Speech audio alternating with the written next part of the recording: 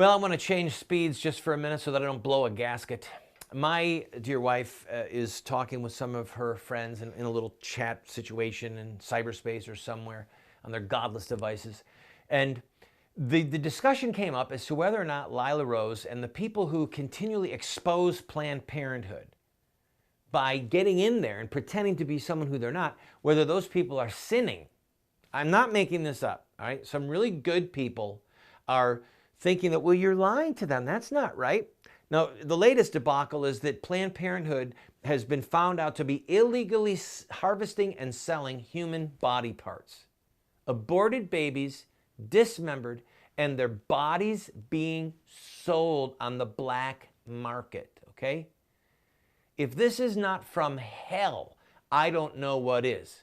But don't worry, Jeb Bush is bold enough to ignore it because he doesn't want to divide people by talking about how evil Planned Parenthood is and how racist they are. But I digress. So they're having this discussion about whether or not it's a sin for Lila Rose and others who have done such a brilliant job exposing Planned Parenthood. So we were talking this morning, and I said, well, why don't you just quote Augustine and Aquinas? I mean, both of them said that deceit in war is ethical. Okay, it's part of righteous stratagem to deceive the enemy on any number of levels. The number of troops that you have, where you're going to attack from, or where your armaments are or aren't. And we have been a part of the just war philosophy as a nation since our inception, okay? And make no mistake about it, the authorities are at war against the unborn. Make no mistake, the Supreme Court, the majority of the Supreme Court, and the godless people that run so much of our nation's infrastructure and our establishment and the political and the judicial realm, they are at war with babies, okay? And those who aren't are committing the same devilish act that so many people have throughout history by saying, quote, I'm just following orders. Maybe I'm personally opposed to killing those babies at Bethlehem, but I'm just doing what Herod told me to do. I've got to follow orders. So anyway, we've got these people in power that are at war with the unborn, killing them by the millions. And in war, it is ethical to use deceit to save someone's life. And that's what these people are after.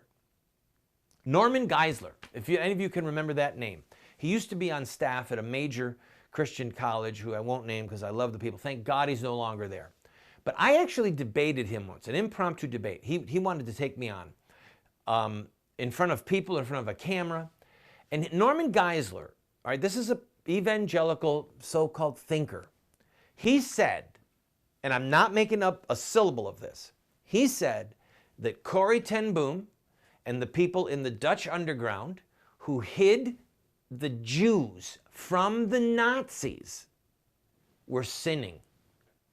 They were sinning when they deceived the Nazis, but worse than that, even if they didn't deceive the Nazis, they were still sinning because it was against the law. I'm not making this up. I turned to the people and I said, you all better hope that you are never hiding in his house when someone's coming to kill you, because he will give you up. With that kind of thinking going on, it's no wonder that we're in the mess that we are in. Think about it. If you have to deceive someone to save another person's life, you are not sinning. Well, where's that in the Bible? Rahab the harlot, she was involved in deceiving people as to whether or not the spies were there with her. Well, that's the Old Testament.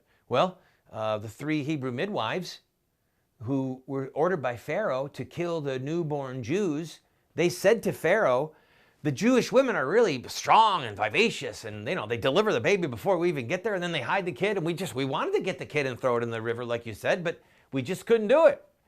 They lied, okay? But the book of Hebrews chapter 11 records their action, which was inherently deceitful, records their actions as an act of faith. Same with Rahab the harlot. They're both there as heroes of the faith. They had the guts to put their own lives at risk to defend the innocent, and to tell a falsehood to somebody who had no right to know the truth. If someone wants to use the truth to find out where an innocent person is to kill them, they don't have a right to that knowledge. And it is your right, and I would argue your duty, to not give them that knowledge and to protect the innocent.